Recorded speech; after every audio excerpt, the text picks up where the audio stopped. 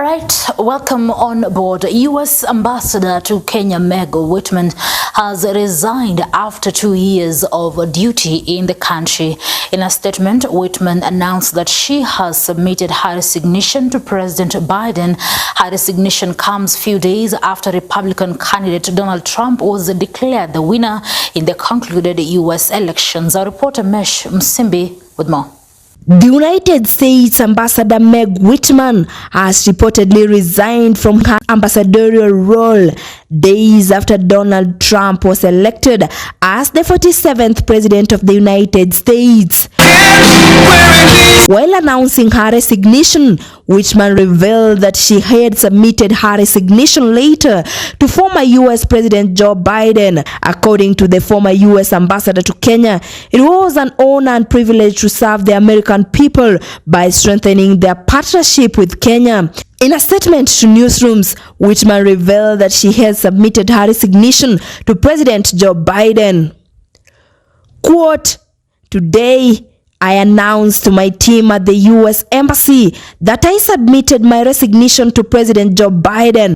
The statement read part, It has been an honor and privilege to serve the American people through strengthening our partnership with Kenya." Her resignation comes on the back of the backlash from a section of Kenyans who have sustained all for her recall back to the Washington, citing her response to an array of issues, including her silence on issues such as perceived corruption, extrajudicial killings, and abductions, particularly after the June Gen Z movement protests, during which dozens were killed by police and many others arrested.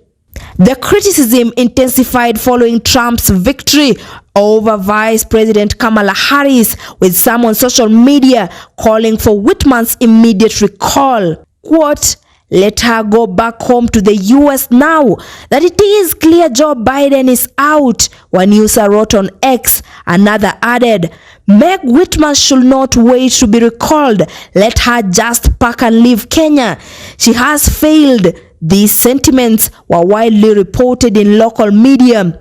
On Thursday, Whitman, a former tech CEO and billionaire, broke her silence, stating that, quote, "Like all U.S. ambassadors, I serve at the president's request." She highlighted her role during President William Ruto's recent U.S. state visit, where she facilitated his agenda, showcasing her access and influence, a rare trait for U.S. ambassadors. Whitman's approach to diplomacy has largely focused on economic issues, promoting Kenya as an attractive destination for American businesses under her Why Africa, Why Kenya initiative, while sidestepping Kenyan political matters. This has led to her leaving human rights and democratic concerns to other U.S. envoys, which has drawn comparisons to former U.S. Ambassador Smith Hempston, known for his combative approach. Her diplomatic style sparked controversy, particularly for her failure to address the government's actions during the June protest, which saw over 60 killed, hundreds injured, and numerous arrested. Now that's how I'm talking about Africa to U.S. businesses. Let's zoom in on how I'm talking about why Kenya should be everyone's destination in Africa. Speaking during an official opening of the devolution conference in Eldoret, Whitman, in her opening remarks, said Kenya held the most free, fair, and credible elections in her history. She said that the affirmation by the Supreme Court was a testimony the election had been held transparently. Witnessed was nothing short of remarkable. Kenya held what many analysts and commentators say was the freest, fairest, and most credible election in Kenyan history. Her sentiments were rebuffed by Azimio leader Raila Odinga, who fired back at her over the remarks on the August 2022 elections. Speaking at the devolution conference, Raila, who referred to Whitman as a rogue ambassador, said Whitman should keep off Kenyan affairs. He said Kenya is not a U.S. colony and should be left to handle its internal affairs. We want to tell a rogue ambassador, leave Kenyans alone. Otherwise, we will call for your recall back to your country.